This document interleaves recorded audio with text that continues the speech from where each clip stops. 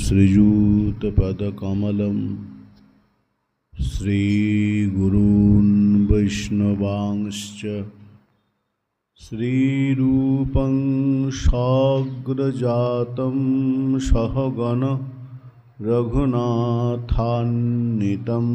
तं सजीवं साद्वैतं सावधूतं परिजनसहितं श्रीकृष्णचैतन्यदेवं श्रीराधाकृष्णपादान् सहगणललितान् श्रीविशाखान्वितांश्च निगमो कल्पतरोर्गलितं फलं सुखमुखादमृतद्रवसंयुतं पीबत भागवत रसमालयं मुहुरहो रसिका भुवि भावुकाः श्रूयतां नित्यं गीयतां मुदा चिन्ततां भक्ता चैतन्यचरितामृतम् अजानुलम्बितभुजौ कनकावदातौ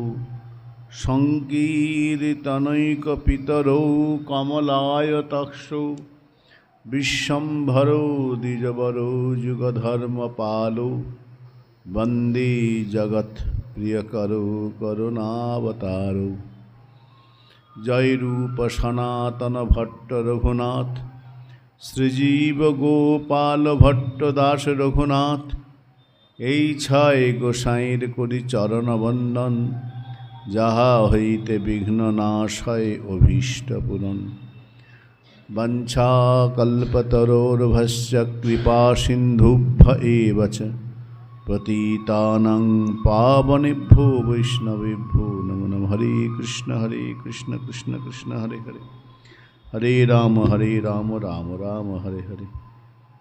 श्री गुरु प्रेमानंद निताई गौर हरि हरि बोल। जय श्री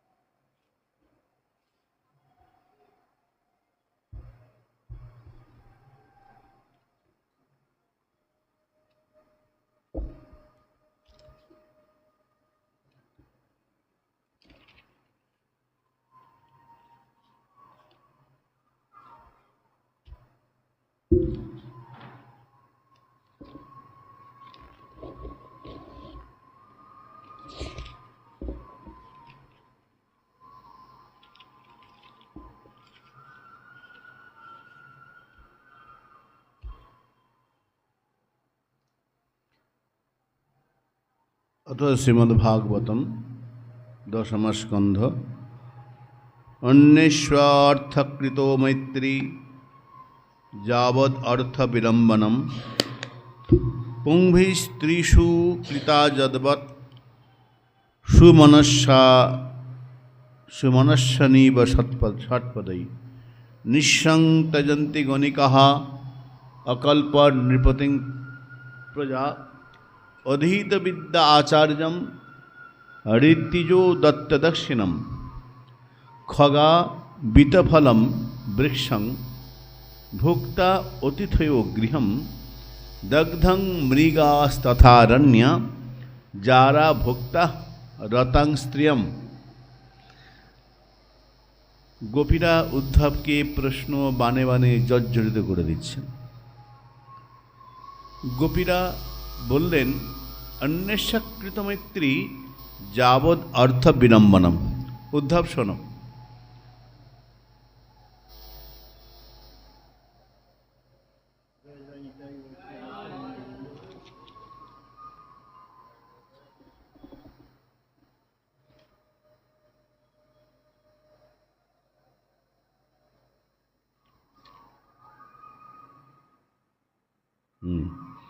अन्येषु मैत्री अर्थकृता। बंधु बान्धव छाड़ा प्रियजन छाड़ा यदि केउ तोमाके अत्यधिक भालोबासा देखाय बुझते हबे सेखाने कोनो ब्यापार आछे। अन्येषकृता मैत्री, केउ यदि अकारणे तोमार प्रति मित्रता देखाय, अन्येषु माने बंधु छाड़ा যারা প্রিয়জন তারা তো স্নেহ করবেই, যারা আপনজন প্রিয়জন তারা তো ভালোবাসবেই। এরা ছাড়া অন্য কেউ যদি তোমাকে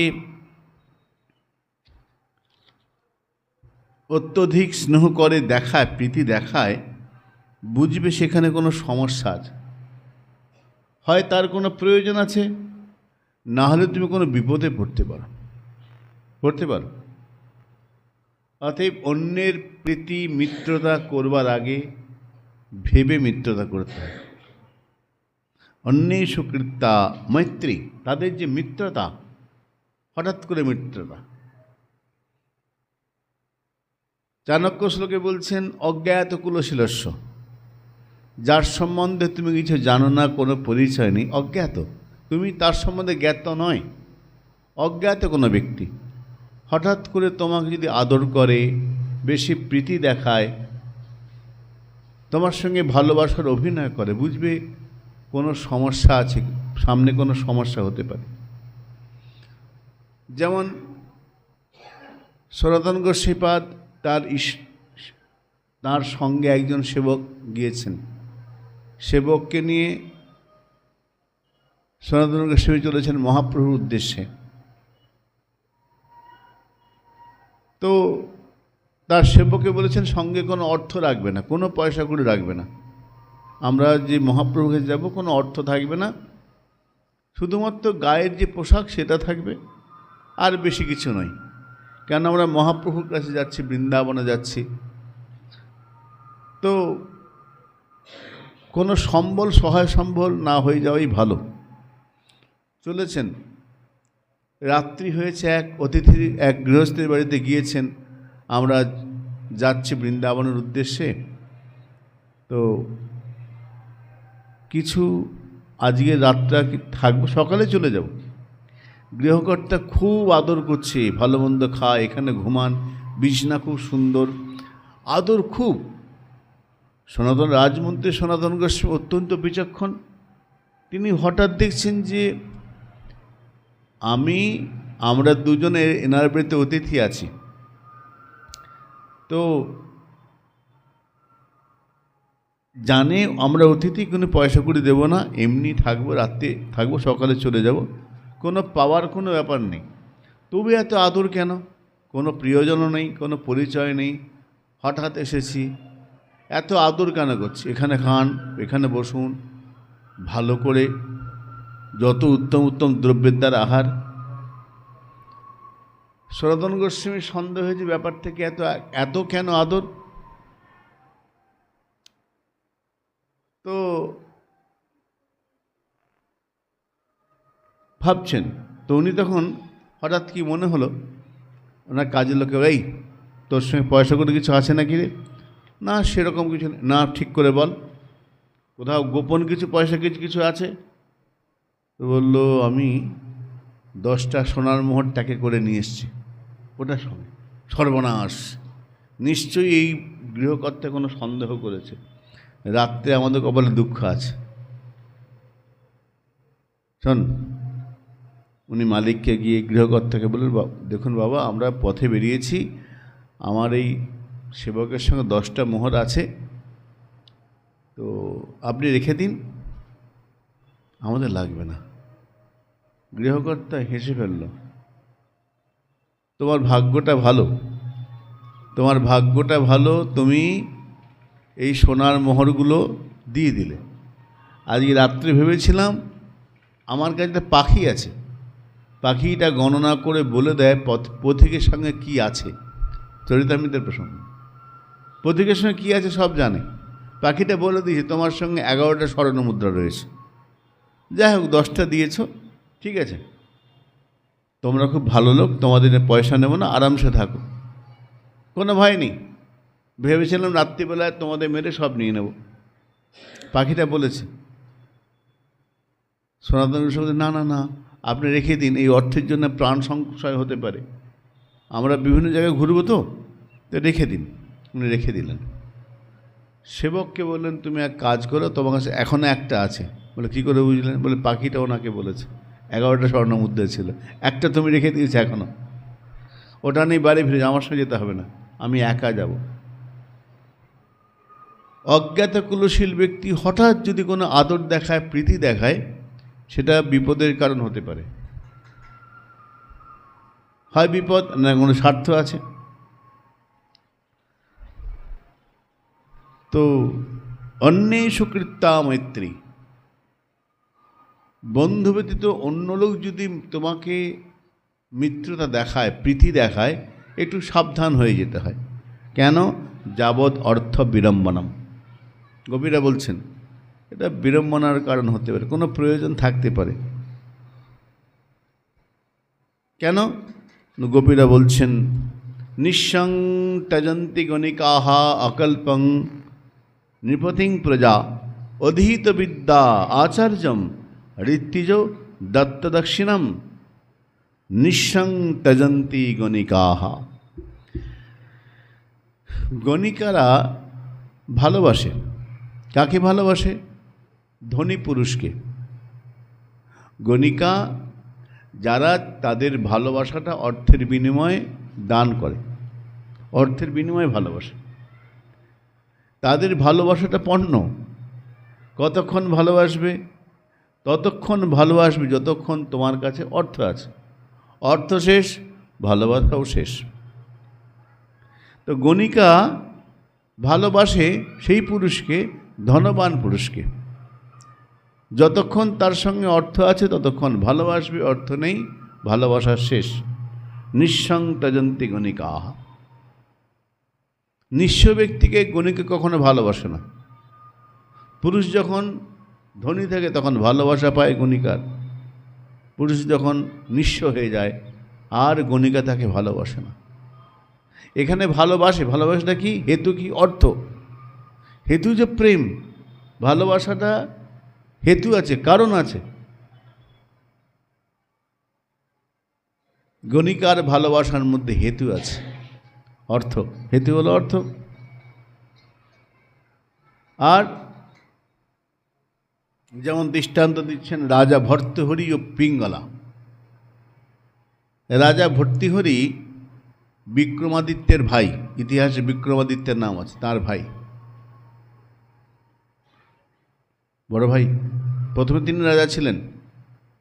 সংসারের নিষ্ঠুরতা দেখে ভাইকে রাজত্ব দিয়ে তিনি বনে চলে গিয়েছিলেন। রাজা ভর্তৃহরি 3টে গ্রন্থ লিখেছেন, অপূর্ব। 3টি ভারী সুন্দর, আর 3টে 3 রকম। একটা হলো শৃঙ্গার শতক, বৈরাগ্য শতক, নীতি শতক। তো ভর্তৃহরি তার জীবনীতে, তিনি তখন রাজা, বাড়িতে তার স্ত্রী রয়েছেন, তবু এক রাজনর্তকী খুব ভালোবাসেন। রাজনর্তকী পরমা সুন্দরী, তার নৃত্য, তার লাস্য, তার সৌন্দর্য, তার মাধুর্য, রাজা ভর্তৃহরি মুগ্ধ। রানী পরমা সুন্দরী, রানী গুণবতী, পতিব্রতা রমণী, কিন্তু পিঙ্গলার রূপেতে মুগ্ধ, লাস্যতে মুগ্ধ। রাজা ভালোবাসেন। রানীমা একদিন তার গুরু গোরখনাথকে বলেছেন, গুরুদেব, আপনার পুত্র, আপনার শিষ্য অন্য রমণীতে আসক্ত। গোরখনাথ তার এক শিষ্যকে দিয়ে একটা ফল পাঠালেন, মূল্যবান ফল দিয়ে বললেন, ভর্তৃহরিকে দিয়ে বলো যে এই ফলটা অমৃত ফল, এই ফলটা খেলে যৌবন চিরস্থায়ী হবে, বার্ধক্যতা জীবনে আসবে না। সে তো রাজা, রাজা প্রজার কল্যাণ করবে। তো বলে, আমি আশীর্বাদ দিয়েছি গুরুদেব, এই ফলটা খেলে তার যৌবন চিরস্থায়ী হবে, এই ফলটা খেলে তার ব্যাধি হবে না, শরীরে ব্যাধি আসবে না, দিও। এক গুরুদেব পাঠিয়েছেন, শিষ্য এসে বলল, গুরুদেব দিয়েছেন, ফলটা গ্রহণ করুন, এই ব্যাপার। ভর্তৃহরি আদরের সঙ্গে ফুলটা নিয়েছেন। ফলটা নিয়ে ভাবছেন, এ তো উত্তম ফল, এই ফলটা যে খাবে তার যৌবন সুন্দর থাকবে এবং শরীর ব্যাধিগ্রস্ত হবে না। তা আমি খুব ভালোবাসি পিঙ্গলাকে, তো পিঙ্গলাকে দিই, পিঙ্গলা সুখী হলে আমি খুশি হব। পিঙ্গলাকে নিয়ে গিয়ে ফলটা দিয়েছে। ওই ফলটা যেটা গুরুদেব তাকে দিয়েছে, সেই ফলটা পিঙ্গলাকে দিয়েছে, বলে এটা খাও, এটা খেলে তুমি তোমার যৌবন ঠিক থাকবে, তোমার ব্যাধিগ্রস্ত শরীর হবে না, শরীরে ব্যাধি হবে না, নিরোগ শরীর হবে, তুমি খাও। পিঙ্গলা ফলটা রেখে দিল। আচ্ছা মহারাজ। এখন পিঙ্গলা মনে মনে আরেকজনকে ভালোবাসত, সেটা হলো সেনাপতি। পিঙ্গলা সেনাপতিকে ভালোবাসত। পিঙ্গলা সেই ফলটা নিয়ে দিল সেনাপতিকে, বলে এটা খাও, তুমি এটা খেলে তুমি নিরোগ শরীর হবে, আমি খুব খুশি হব। সেনাপতি ফলটা নিল। সেনাপতি এবার মনে মনে ভালোবাসতে এক বারবণিকাকে, আরেক গণিকা। সে সেনাপতি গণিকাকে বলল, তুমি খেলে আমি খুব খুশি হব। গণিকা তখন ফলটা হাতে নিয়ে ভাবছে, এ তো উত্তম বস্তু, এটা আমি, আমার ঘৃণ্য জীবন, আমার নোংরা জীবন, আমি বেশি দিন বেঁচেই বা কী করবো, শরীর সুস্থ, আমার তো মরতে তো হবেই, এটা খেয়ে আমার লাভ কিছু হবে না, সমাজের কোনো উপকার লাগবে না। এটা যদি রাজাকে দিই, রাজা যদি খেয়ে সুস্থ থাকেন মহারাজ, তাহলে আমাদের দেশের কত লোক, এত ভালো রাজা, রাজাকে যদি দিই, রাজা খেয়ে ভালো থাকেন, আমাদের সকলের কল্যাণ হবে, রাজা সুস্থ থাকলে আমরা ঠিক থাকবো। গণিকা গিয়ে ফলটা মহারাজকে, মহারাজ এই ফলটা নিন, আপনি খেলে আপনার শরীর ভালো থাকবে, নিরোগ হবে, আপনি সুস্থ হবেন। ভর্তুরি ফল নিয়ে, আরে এই ফল তুমি কি করে পেলে? এই ফল তো তোমার পাওয়ার কথা নয়। মহারাজ আমাকে তো সেনাপতি দিয়েছে, বলেছে উত্তম ফল, এটা খেলে ভালো হবে, নিরোগ শরীর, সাধু কর্তৃক দত্ত ফল। আচ্ছা, সেনাপতিকে দেখেছেন। সেনাপতি, তুমি কি করে ফল পেলে? এ তো তোমার পাওয়ার কথা নয়। বলো, প্রথম গুঁই গাই না নয়, হ্যাঁ হ্যাঁ, একদম সোজা কথা বলো, তরাল বের করছে, মেরে ফেলো, বলো ঠিক করে বলো। বলে পিঙ্গলা বেশ্যা দিয়েছে, পিঙ্গলা আমাকে দিয়েছে। ব্যাস, পিঙ্গলাকে আমি ভালোবেসে দিলাম, ফল ঘুরে আমার কাছেই এলো, কিন্তু একটা শিক্ষা দিয়ে গেল। ফলটা দিয়েছিল একজনকে, ঘুরতে ঘুরতে আমার কাছে এসেছে, কিন্তু শিক্ষা পেলাম, সংসারে কেউ কারো নয়। এই শিক্ষাটা আমার হলো। ভর্তৃহরি সব ছেড়ে চলে গেলেন, সব ছেড়ে চলে গেলেন। এই সংসার বিচিত্র, এইরকম সংসার আমার প্রয়োজন নেই। ভাইকে রাজত্ব দিয়ে ভর্তৃহরি চলে গেলেন, ফিরে গেলেন, লিখলেন বৈরাগ্য শতকম। রাত্রে লিখতেন, দুপুরবেলা লিখতেন নীতি শতক। একই ব্যক্তি দুপুরবেলা নীতি শতক লিখতেন, রাত্রিবেলায় শৃঙ্গার শতক, সকালে বৈরাগ্য শতক লিখতেন, একই ব্যক্তি। তো বৈরাগ্য শৃঙ্গার শতকে যা সব বলেছে, মানে অদ্ভুত অদ্ভুত কথা বলেছেন। আমি একবার দু একটা শ্লোক পড়ে আর পড়িনি, অদ্ভুত বলেছেন। তো ওইটারই বৈরাগ্য ওই কথাগুলো খণ্ডন করছেন। বৈরাগ্য শতকে বলছেন যে, কে বলে রমণী নারী সুন্দর, মুখ সুন্দর, চাঁদের সঙ্গে তুলনা করে কে বলে? যে মুখেতে থুতু পরিপূর্ণ, মুখে থুতু লেগে থাকে, চোখের মধ্যে পিছুটি, কানের মধ্যে ময়লা, সে পুরুষ আর স্ত্রী হোক, তার সৌন্দর্য কোথায়? কোথাও সৌন্দর্য বিন্দুমাত্র নেই। বৈরাগ্য শতকে যা বলেছেন না, অপূর্ব অপূর্ব, এক একটা শ্লোক এক একটা রত্ন, অনুভূতি থেকে বলেছেন। তো সেখানে তিনি দেখালেন, গণিকা তার ভালোবাসার কোনো মূল্য নেই। নিঃসং ত্যজন্তি গণিকা আহা অকল্পং নৃপতিং প্রজা। কিন্তু তাহলে প্রেম কি নিঃস্বার্থ হয় না? সবসময় স্বার্থযুক্ত প্রেম? নিঃস্বার্থ প্রেমও হয়, কম সেটা। রবীন্দ্রনাথ একটা কবিতা খুব সুন্দর লিখছেন, অভিসার। রবীন্দ্রনাথের অভিসার কবিতা, সেখানে নিঃস্বার্থ প্রেমের ছোঁয়া দেখিয়েছেন, ভারী সুন্দর। এক সন্ন্যাসী, বুদ্ধ সন্ন্যাসী রাস্তা দিয়ে যাচ্ছেন,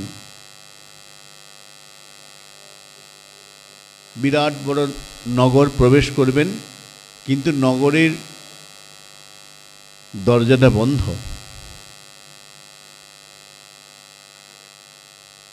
আলো নিভে গেছে। সন্ন্যাসী উপগুপ্ত ভাবছেন কি করব। রাস্তার পাশে একটা গাছের নিচে সন্ন্যাসী, অল্প বয়স সন্ন্যাসী উপগুপ্ত একদা নগরের প্রাচীরের ধারে ছিলেন সুপ্ত। একদিন শুয়ে আছেন।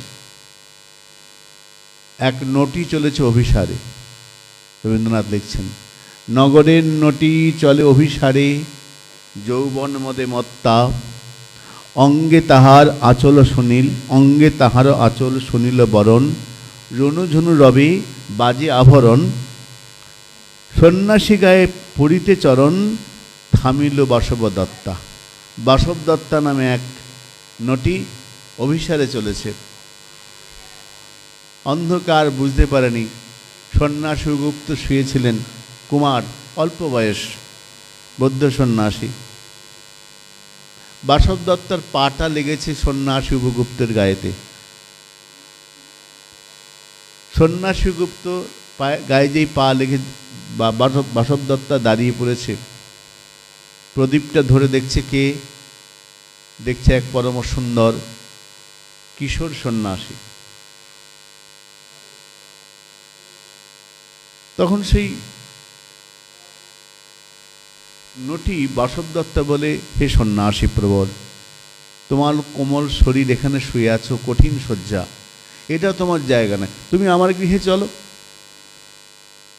তোমার এমন সুকোমল শরীর, এমন সুন্দর দেখতে, তোমার এই মাটির শয্যা তোমার বিছানা নয়, তুমি আমার ঘরে চলো। সন্ন্যাসী গুপ্ত একটুখানি হাসলেন, হেসে বললেন, এখনো আমার হয়নি সময়, তোমার কাছে যাওয়ার মতো সময় এখনো হয়নি, তবে কথা দিলাম যাব। এখনো তো আমার সময় হয়নি, যেথায় চলেছ যাও তুমি ধনী, সময় যেদিন আসিবে আপনি, যাইব তোমার কুঞ্জে। উপগুপ্ত বলছেন, আমি তোমার ঘরে যাব, কিন্তু এখন আমার সময় হয়নি, তুমি এখন যেখানে যাচ্ছ যাও, আমি তোমাকে আটকাবো না, যেখানে যাচ্ছ যাও, আমার যখন সময় হবে ঠিক সময় তোমার কাছে যাব। বেশ কিছুদিন চলে গেল, 1 বছর 2 বছর পার হয়ে গেল। একদিন নগরে সবাই মধুমাসের উৎসব, সকলে আনন্দ উৎসবে ব্যস্ত। নগর দরজা বন্ধ, নগরের বাইরে ওই নটির একটা রোগ ব্যাধিগ্রস্ত হয়েছে। ব্যাধিগ্রস্ত শরীর, নটিকে সবাই দরজার বাইরে বের করে দিয়েছে। নগরের দরজা বন্ধ। অত্যন্ত অসুস্থ নগরের নটি বাসব দত্তা রাস্তার পাশে পড়ে আছে, জল দেওয়ার কেউ নেই, জল জল জল করছে। সমস্ত শরীর ঘায়েতে ভরে গেছে, নড়বার ক্ষমতা নেই। এই সময় ওই রাস্তা দিয়ে সন্ন্যাসী উনি যাচ্ছেন, সন্ন্যাসী অভিগুপ্ত যাচ্ছেন। হঠাৎ ক্ষীণ স্বরে জল ভেসে এলো, ক্ষীণ স্বরে জল ভেসে এসেছে। সন্ন্যাসী কাছে গেলেন, হাঁটু উড়ে বসলেন। দেখলেন না কে হাঁটু উড়ে বসেছেন? বুদ্ধ সন্ন্যাসী তো বসেছেন। তার আড়ষ্ট শিরটা মাথায় হাঁটুর উপরে তুলেছেন। আড়ষ্ট শির, সন্ন্যাসী বসে আড়ষ্ট শির তুলি নিল নিজ অঙ্কেই, ঢালি দিল জল শুষ্ক অধরে, মন্ত্র পড়ি দিল শিরে পরে, লেপি দিল তার আপনার করে শীতল চন্দন পঙ্কে। গোটা গায়ে চন্দন মেখে দিল, মন্ত্রপুত জল পড়ে দিল, একটুখানি জল দিল। তখন ওই বাসব দত্তা, তার কথা বলবার ক্ষমতা নেই, শরীর মৃতপ্রায়, সারা শরীর ঘায়ে রোগে ভর্তি হয়ে গেছে। সমস্ত রাজ্যের লোক তাকে এতদিন ভালোবেসেছে, এখন যখন তার প্রয়োজন সেবার, তখন তার পাশে কেউ নেই, কেউ নেই তার পাশে। তাকে নগরের বাইরে বের করে দিয়েছে।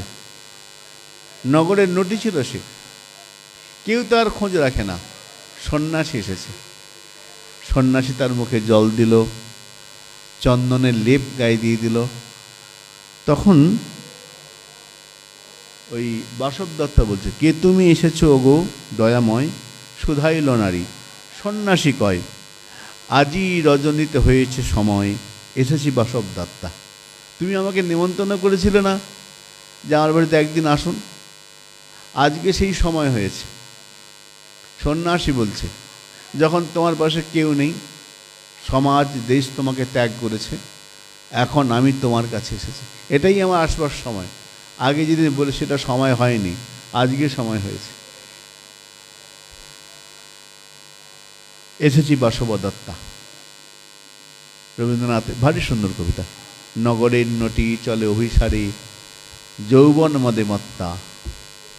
বাসব দত্তার সন্ন্যাসীর যে প্রেম, নিঃস্বার্থ প্রেম, কিন্তু খুব কম সেটা। নিঃসং তজন্তি গণিকাহ অকল্পং নৃপতিং প্রজা। তাহলে কি হলো? পুরুষের যদি অর্থ না থাকে, ধন সম্পত্তি না থাকে, গণিকার প্রেম থাকে না। গণিকার প্রেমটা হইতুকি, হেতু আছে, হেতু হল অর্থ, প্রয়োজন অর্থ। অকল্পং নৃপতিং প্রজা, প্রজারা রাজাকে খুব ভালোবাসে। কেন? রাজা খুব দেখাশোনা করে, প্রজার সমস্ত দুঃখে পাশে দাঁড়ায়। এখন রাজা যদি প্রজাকে না দেখে, প্রজার জন্যে চিন্তা ভাবনা না করে, প্রজার দুঃখ দূরীভূত না করে, তাহলে প্রজারা বিদ্রোহ করতে পারে। অকল্পং নৃপতিং প্রজা, রাজা যত ভালোই হোক, যদি প্রজার দুঃখ দূর না করে, প্রজাকে তার সুখ সুবিধা না দেয়, প্রজার যেটা প্রাপ্য না দেয়, তাহলে কি হবে? প্রজারা রাজার বিরুদ্ধে বিদ্রোহ করবে, বিদ্রোহ করবে, যত বড় শক্তি হোক না কেন বিদ্রোহ করে দেবে। অকল্পং নৃপতিং প্রজা।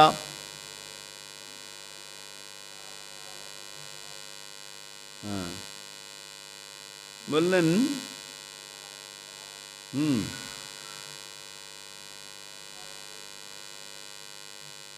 প্রজারা পালনাদ্য সমর্থম নৃপতি। নৃপতি যদি প্রজাকে পালন না করে, নৃপতি যদি প্রজা রক্ষণাবেক্ষণ না করে, দায়িত্ব না নেয়, তাদের পরিষেবা ভালো না দেয়, তাহলে রাজাকে পরিত্যাগ করে দেবে, করবেই। যেমন শ্রীমদ্ ভাগবতে রাজা বেন, রাজা রাজ সিংহাসনে বসে বলল যে আমি রাজা, আমি তোমাদের রক্ষাকর্তা, আমার পুজো সেবা করো। হঠাৎ রাজা বেন বলল। ব্রাহ্মণরা বললেন, আপনি রাজা, আপনি আমাদের পিতা, রক্ষণাবেক্ষণ করবেন, ঠিক আছে, কিন্তু আপনার পূজা কেন করব? রাজাও বুদ্ধিমান, জ্ঞানী। রাজা বলছে, কেন শাস্ত্রে পড়নি? শাস্ত্রে পড়নি? শাস্ত্রে পরিষ্কার বলা আছে কি? নরানাঞ্চ নরাধিপম বলা আছে শাস্ত্রে। রাজার মধ্যে সমস্ত দেবতারা বিরাজ করে, একটা রাজার মধ্যে অনেক দেবতা বিরাজ করে, 8 জন দেবতা থাকে। নরানাঞ্চ নরাধিপম। আরে বাবা, নরের মধ্যে শ্রেষ্ঠ বলে তো নরোত্তম রাজা, রাজাকে নরোত্তম বলে কেন? উত্তম ব্যক্তি। কদিন আগে এক ভক্তের পাঠ শুনছিলাম, ভারী সুন্দর। তিনি বলছেন যে নর আর বানরের পার্থক্য কি? এই রাজাকে বলা হয় নরোত্তম, নর আর বানরকে পার্থক্য কি? শ্লোকটা আমার মনে নেই, ভারী সুন্দর শ্লোক, মনুসংহিতায় বলছে নর আর বানরের পার্থক্য হলো, বানর কাকে বলে? বানর মানে বানরের আগে আগে মা যাবে, পেছনে ছোট বানরগুলো যাবে, মা বাচ্চাগুলো যাবে, আগে মা যাবে। তো মা বানরকে অনুসরণ করে যারা, তারা বানর। আর নর কারা? যারা শাস্ত্র অনুসারে চলে, যারা শাস্ত্র অনুসারে চলে তারা নর, আর শাস্ত্র যেদের নিজের ইচ্ছা মতো চলে তারা হচ্ছে বানর। নর এবং বানর শাস্ত্রকে মেনে চলবে, শাস্ত্র যা বলবে, সনাতন ধর্মের শাস্ত্র মেনে চলতে হবে। নর এবং বানর। তো নরোত্তম রাজা বলছেন, জানো না, নরানাঞ্চ নরাধিপম, শাস্ত্রে আছে একটা রাজার মধ্যে 8 জন দেবতা। তাহলে আমাকে পূজা করো, আমি দেবতা। তো ব্রাহ্মণরা বলে, আপনার তো কোনো মন্ত্র নেই, পূজা যে হবে, ধ্যান আচমন সব আছে তো, কই আপনার তো নামে এসব নেই। কোনো শাস্ত্রে। আরে এখনকার ব্রাহ্মণদের তেজ ছিল, এমন হুঙ্কার দিয়েছেন রাজা সঙ্গে সঙ্গে ছটফট করে মারা গেল। রাজাকে ব্রাহ্মণরা তো সিংহাসনে বসতে আসেনি, রাজা অন্যায় পথে যাচ্ছিল, শাসন করে বেরিয়ে এসছে। কিন্তু রাজ্যে তো অরাজকতা শুরু হয়েছে, চুরি ডাকাতি বেড়ে গেছে, রাজা নেই, শাসন করার লোক নেই, কী হবে? ব্রাহ্মণদের সবাই মহাবিপদে, আমরা নিশ্চিন্ত জপানি করতে পারছি না, এই উৎপাত আরম্ভ হয়েছে, তা রাজাকে বাঁচাতে হবে। গিয়ে রাজার কাছে রানীমা রানী সনিতা, রাজার শরীর আছে? হ্যাঁ আছে। রাজার শরীরকে মন্থন করে একটি নতুন দেহ বেরোলো, তার নাম পৃথু মহারাজ। পৃথু মহারাজকে সিংহাসনে বসিয়ে ব্রাহ্মণরা আবার যার যার সাধনায় চলে গেল। এই পৃথু রাজা বেন এবং পৃথুর প্রসঙ্গ আছে ভাগবতে।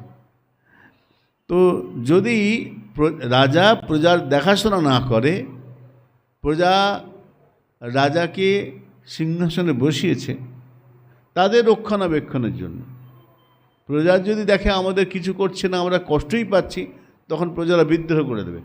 তাই ভাগবতে গোপীরা অকল্পং নৃপতিং প্রজা, প্রজারা রাজাকে শ্রদ্ধা কতক্ষণ করবে? যতক্ষণ তার দ্বারায় তাদের সুখ স্বাচ্ছন্দ্য, তাদের রক্ষণাবেক্ষণ সব থাকবে। আর অধীত বিদ্যা আচার্যম, ছাত্র বা শিষ্য কতদিন গুরুকে সেবা করবে?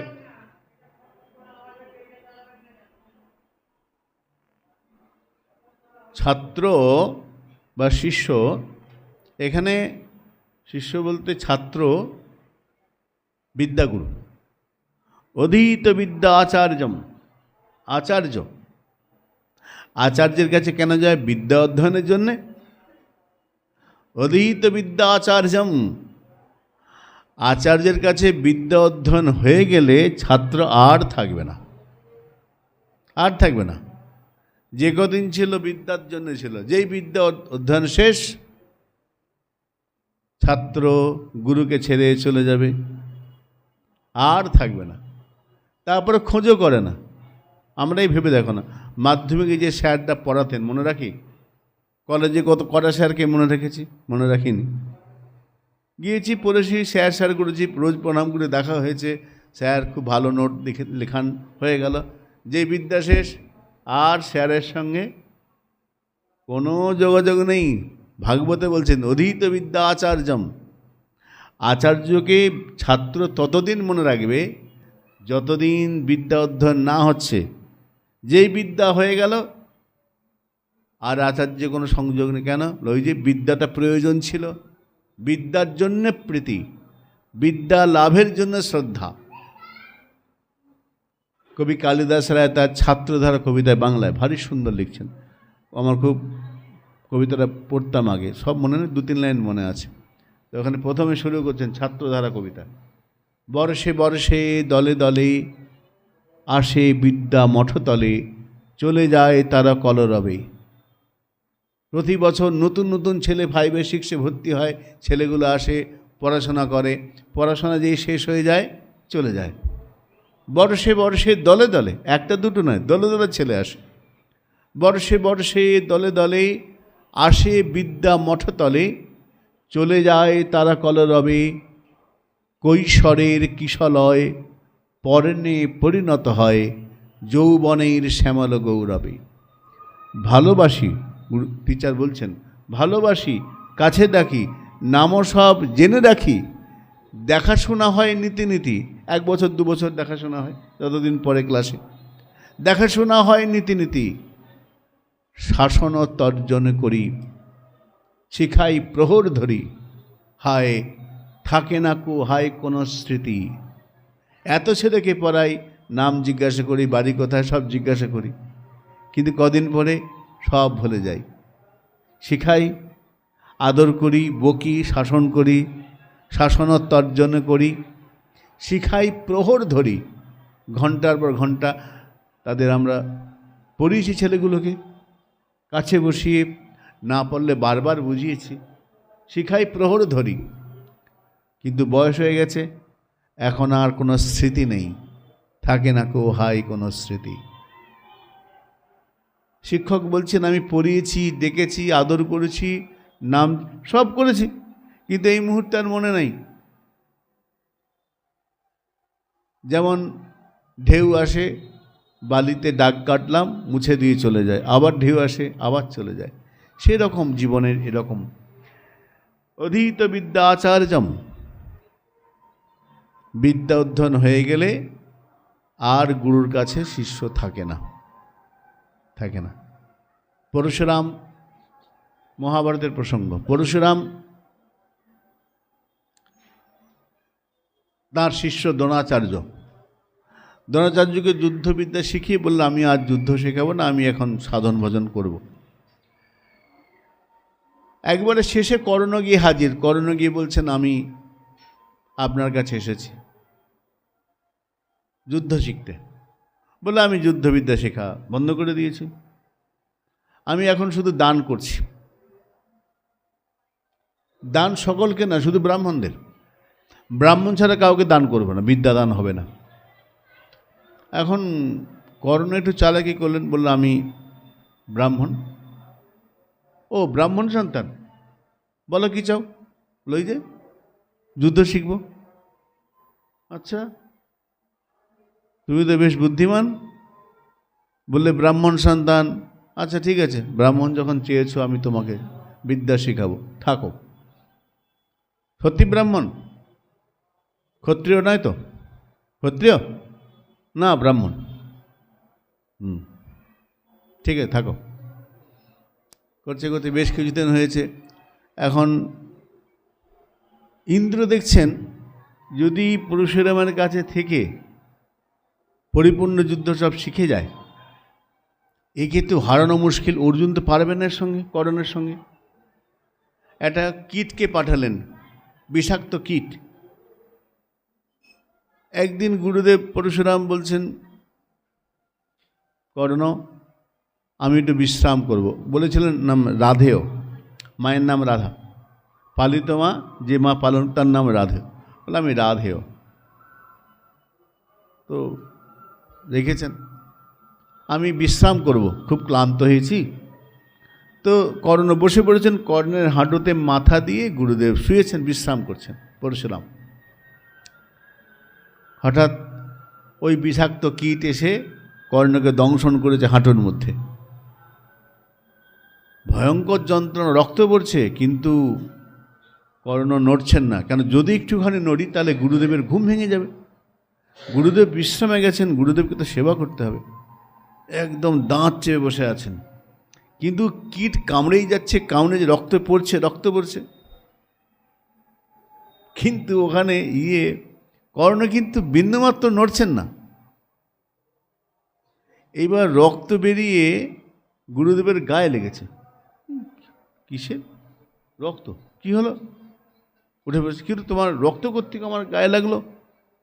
ও কিছু না, না না কিছু একটা হয়েছে, তোমাকে কামড়েছে নিশ্চয়ই।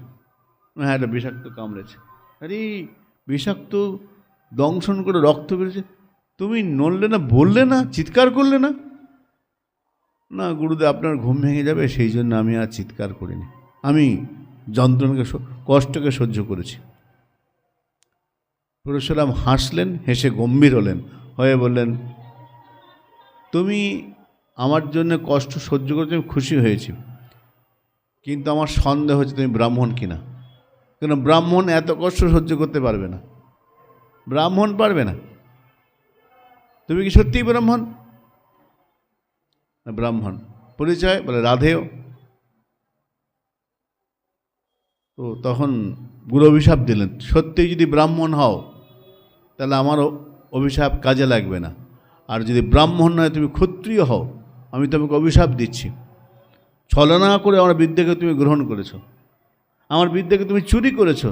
যদি ছলনা সত্যিই করে থাকো, যদি আমার বিদ্যাকে চুরি করে থাকো, তাহলে তুমি যদি ক্ষত্রিয় হও, তাহলে তোমার যখন প্রয়োজন এই বিদ্যা তোমার কাজে লাগবে না, যুদ্ধের সময় তোমার রথের চাকা মাটিতে বসে যাবে। আমি গুরু অভিশাপ দিলাম। অভিশাপ দিলেন। কি হলো, যখন যুদ্ধ শুরু হলো, কর্ণের সঙ্গে অর্জুনের রথের চাকা বসে গিয়েছিল, কর্ণের মৃত্যু হয়েছিল। কেন হয়েছিল? আসলে তো কর্ণ কন্তেয় বলছেন আমি রাধেও প্রথম মাতৃপরিচয় পিতৃপুরুষ জানতেন না। তিনি যে কুন্তিপুত্র কর্ণ, তিনি যে ক্ষত্রিয় এটা জানতেন না। তিনি জানতেন আমি অধিরথের পালিত পুত্র। এই বললেন আমি তোমাকে অভিশাপ দিয়েছি, আমার মনটা ভালো নেই, তুমি যাও, বিদ্যা তোমাকে সম্পূর্ণ, তুমি যাও, চলে যাও। কর্ণ গুরুগৃহ থেকে চলে এলেন। অধীত বিদ্যা আচার্যম, আচার্যর কাছে বিদ্যা অধ্যয়ন হয়ে গেলে আর শিষ্য বা ছাত্র সেখানে থাকে না। ভগবান কৃষ্ণচন্দ্র গুরুগৃহে থাকলেন, বিদ্যা অধ্যয়ন করলেন, এসে ফিরবার সময় দক্ষিণা দিয়ে চলে এলেন। কি দক্ষিণা? মৃত পুত্রকে ফেরত দিয়ে চলে এলেন সন্দীপনী মুনিকে। তো গোপীরা বলছেন অধীত বিদ্যা আচার্যম, বিদ্যা অধ্যয়ন হয়ে গেলে আর আচার্য গৃহে শিষ্য বা ছাত্র থাকে না। এখানেও প্রীতি আছে গুরুর প্রতি, কিন্তু সেটা প্রয়োজন বিদ্যা। বিদ্যার জন্যে প্রীতি, অর্থের জন্যে প্রীতি। রাজা আমাকে ভালো রাখবে এই প্রতিশ্রুতিতে প্রীতি রাজার প্রতি। গুরুকে প্রীতি কিসের জন্য? বিদ্যা যতক্ষণ না হচ্ছে, বিদ্যার জন্যে প্রীতি। এটা জন্য আছে, হেতু আছে, কারণ আছে। এগুলো সব হৈতুকী প্রেম, হেতুজ প্রেম। ঋত্বিজো দত্ত দক্ষিণাম, পুরোহিত যজমানের গৃহে কতক্ষণ থাকবে? কতক্ষণ? যতক্ষণ না দক্ষিণা না দিচ্ছে। দক্ষিণা দেওয়া শেষ, ব্রাহ্মণ নিতাই গুরু উঠবো, আর থাকবে না। বাংলার প্রবাদ, আমাকে আজকে আশিস বলছিল, বামুন বাতাস বান, দক্ষিণা পেলে যান। ব্রাহ্মণ বাতাস বান, বন্যা, আর বাতাস মানে বাতাস, দক্ষিণা বাতাস, এই তিনজন দক্ষিণা পেলে আর থাকবে না। ব্রাহ্মণ দক্ষিণা থাকবে না, দক্ষিণ দিক থেকে বাতাস বলে আর থাকবে না। বামুন বাতাস বান, দক্ষিণা পেলে যান। তো ব্রাহ্মণ ততক্ষণ গৃহে থাকবে যতক্ষণ দক্ষিণা না পাচ্ছেন। দক্ষিণা নিলে আর ব্রাহ্মণ থাকে। দত্ত দক্ষিণাম। আচ্ছা, ব্রাহ্মণকে দেখলেই দক্ষিণা দিতে হবে কেন? ব্রাহ্মণ সাধু,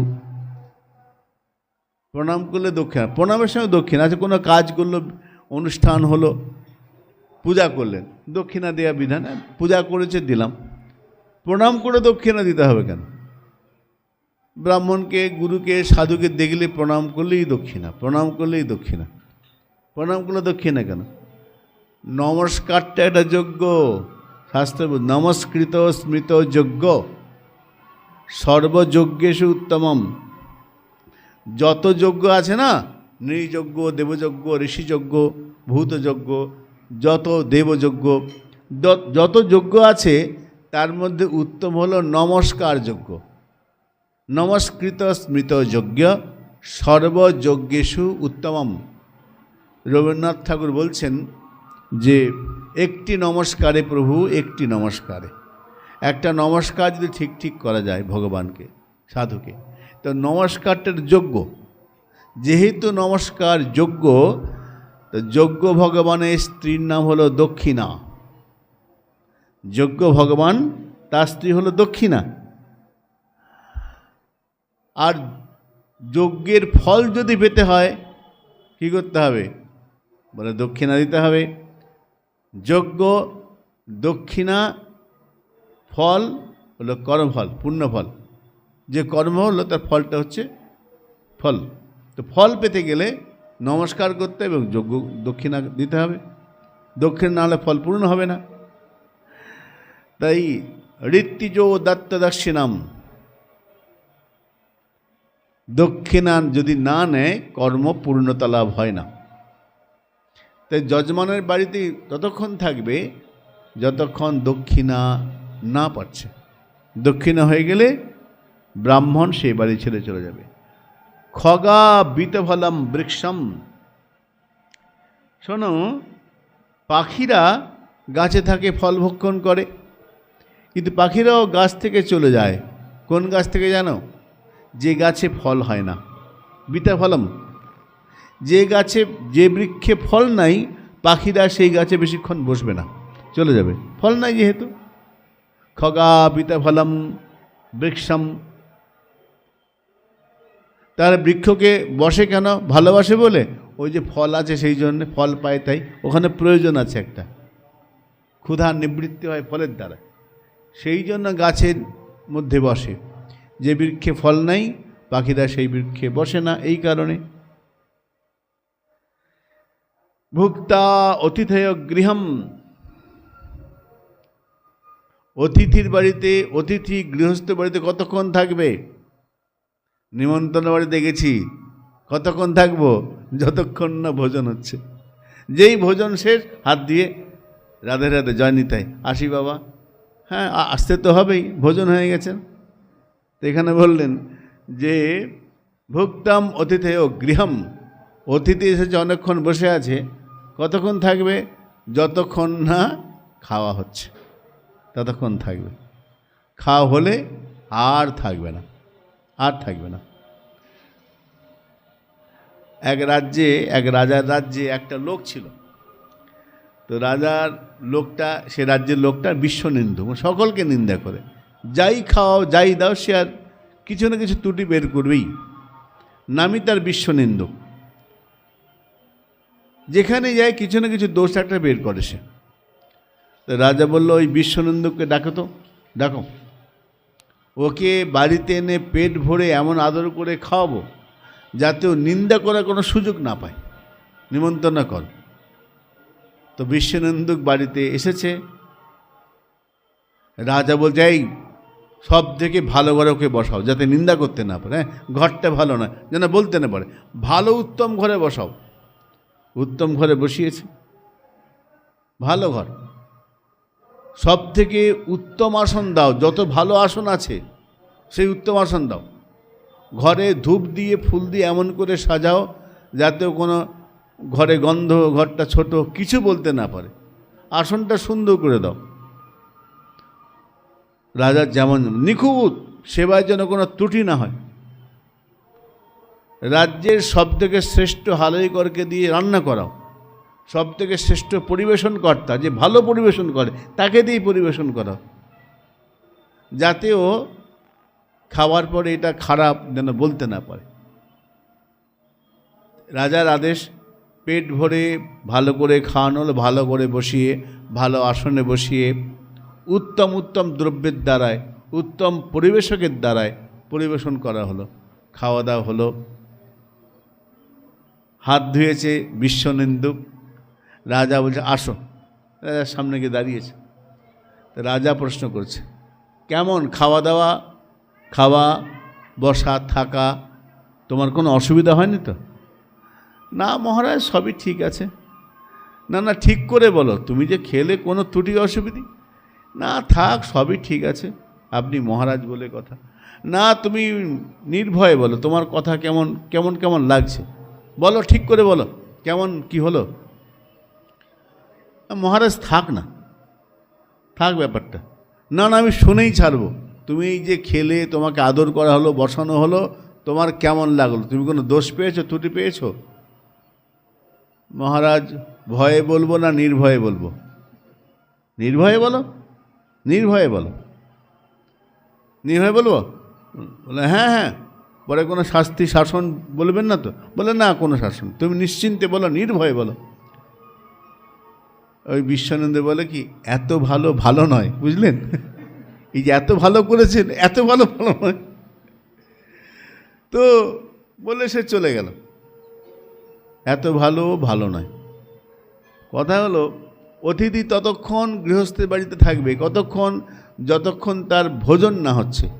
ভোজন শেষ, অতিথি গৃহ ছেড়ে চলে যাবে। তাহলে গৃহস্থের বাড়িতে অতিথি ছিল কিসে, কি ভালোবাসায়? ভোজনের প্রয়োজনে। প্রয়োজনটা ছিল ভোজন। দগ্ধং মৃগাস তথারণ্যম। হরিণ সেই বন ছেড়ে চলে যায় যে বনে আগুন লাগে। আগুন লেগেছে যে বনে, সে বনে হরিণ থাকে না। দগ্ধং মৃগাস তথারণ্যম, দাবানলে দগ্ধীভূত যে অরণ্য, সেই অরণ্যে থাকে না, সে অরণ্যে হরিণগুলো থাকবে না। ইতি গোপ্য হি গোবিন্দ, কথা বলে, ইতি গোপ্য হি গোবিন্দ গতবাক কায়মানসা কৃষ্ণদূতে সমায়াতে উদ্ধবে তক্তলৌকিক। গোপীরা এইভাবে একের পর এক গোপীগণ প্রশ্ন করছেন। গোপীরা উদ্ধবকে একের পর কথাগুলো বলে যাচ্ছেন। প্রণয় রোষ থেকে উত্থিত তাদের যে ভাব, সেই ভাবেতে গোপীগণ বলে চলেছেন। আর গোপীদের ভাবের প্রেমের যে সমুদ্রের যে তরঙ্গ, উদ্ধব মহারাজ দাঁড়িয়ে দাঁড়িয়ে সেই তরঙ্গগুলোকে আস্বাদন করছেন। কি অদ্ভুত কথা তাদের মুখ থেকে বেরোচ্ছে। গায়ন্ত প্রিয় কর্মাণি রুদন্তস্য গতঃ হ্য তস্য সংস্মৃত্য সংস্মৃত্য জানি কৈশোরবাল্যয়। এই কথা বলতে বলতে হঠাৎ ব্রজগোপীগণ কীর্তন গান করতে আরম্ভ। গায়ন্ত প্রিয় কর্মাণি, উদ্ধবকে বলতে বলতে বলতে বলতে তারা গান করতে আরম্ভ করেছেন। কেন? কৃষ্ণের কথা বলছেন তো। কৃষ্ণ কথা বলতে বলতে রুদন্তঃ গতঃ হ্য, তারা কাঁদতে আরম্ভ করেছেন, রোদন করছেন গোপীগণ। কেন? কৃষ্ণের স্মৃতি তাদের মধ্যে এসে গেছে। তস্য সংস্মৃত সংস্মৃত, কৃষ্ণের লীলাগুলোকে চিন্তা করতে করতে করতে করতে, সংস্মরণ করতে করতে, স্মরণ করতে করতে, কী স্মরণ হচ্ছে গোপীদের? কৈশোর বাল্যয়, বাল্যলীলাগুলো, কৃষ্ণ যা যা বাল্যলীলা করেছেন, কৃষ্ণচন্দ্র যা যা কৈশোর লীলা করেছেন, সমস্ত লীলাগুলো তাদের চোখের সামনে ভাসতে আরম্ভ করলো। তারা তখন সেই লীলাগুলোকে স্মরণ মনন করে চিন্তন করে কাঁদতে আরম্ভ করেছে। রুদন্তস্য গতঃ হ্য, তারা কুলবধূ, তারা হঠাৎ করে কাঁদছেন। কান্নাটা কি ঠিক হচ্ছে? হঠাৎ করে কান্না, হঠাৎ হাসি। মহাভারতে ভীষ্মদেব বলেছেন দ্রৌপদীকে, স্ত্রী ধর্ম বর্ণনা করতে গিয়ে বলছেন, দ্রৌপদী বধূমাতা তুমি শোনো, স্ত্রী ধর্ম, পতিব্রতা রমণী সচ্চরিত্রা স্ত্রী যেখানে সেখানে যখন তখন হাসবে না, যখন তখন কাঁদবেও না। তার হাসি এবং কান্না অপ্রয়োজনীয় হবে না, অকারণ হাসি অকারণ কান্না করবে না। কান্না হাসির পেছনে কোনো কারণ থাকবে। এখানে আজকে রুদন্তস্য গোপ্পা, গোপীগণ রোদন করতে আরম্ভ করেছেন, কাঁদছেন। কেন? গতঃ হ্য, লজ্জা ছেড়ে দিয়েছে, লজ্জা ছেড়ে দিয়ে চিৎকার করে কাঁদছেন কৃষ্ণচন্দ্রের বাল্যলীলা স্মরণ করতে করতে। এই সময় দেখা গেল দূরে একজন বসে আছেন। সমস্ত গোপীগণ উদ্ধবের কাছে আছেন, দূরে একজন বসে আছেন একা। কাচিৎ মধুকরাং দৃষ্টা, দেখছেন দূরে একজন বসে আছে রমণী। তিনি কে? শ্রীমতী রাধা রানী। যদি এখানে নামটি ভাগবতে বলেননি, এই যে কাচিৎ শব্দের দ্বারায় রাধারানীর নামটা এখানে টিকাকারে বললেন। কাচিৎ মধুকরাং দৃষ্টা, কোন এক গোপী বসে আছেন দূরে। সেই গোপীর কাছে উদ্ধব ধীরে এগোলেন। এরপর যে কথা হবে আমরা আজকে না, আগামীকাল এই ভ্রমর গীতের একটুখানি প্রবেশ করব। করে আমার দিদির সঙ্গে বলেছিলাম যে আমি কয়েকদিন 7 দিন পাঠ করে, যাই হোক 10 দিন প্রায় হয়ে গেল। আগামীকাল আমি বিশ্রাম দেবো, আমি একটু অন্য জায়গায় যাওয়ার ইচ্ছা আছে। তা সকলকে প্রণাম জানিয়ে আজকে বিশ্রাম। আগামীকাল আমরা, তারপরে আমার ভাই গৌরগোপাল গোস্বামী তিনি আগামীকাল পরশু দিন থেকে পাঠ করবেন। জয় গুরু, জয় নিতাই।